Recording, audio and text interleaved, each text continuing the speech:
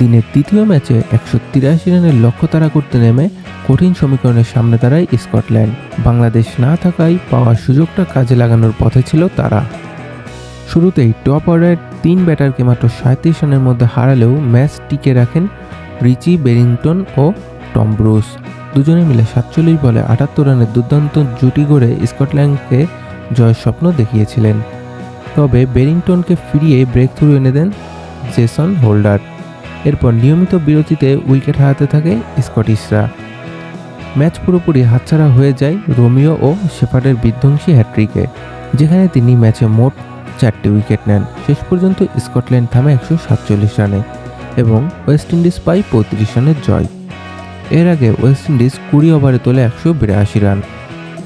Brandon King করেন 35, সাই hope 19 run. তবে আসল তাণ্ডব চালান সিমরান হেটমায়ার। মাত্র 36 বলে 64 রানের বিস্ফোরক ইনিংস খেলেন তিনি। পাওয়েল 24 এবং রাদারফোর্ড করেন 26 রান।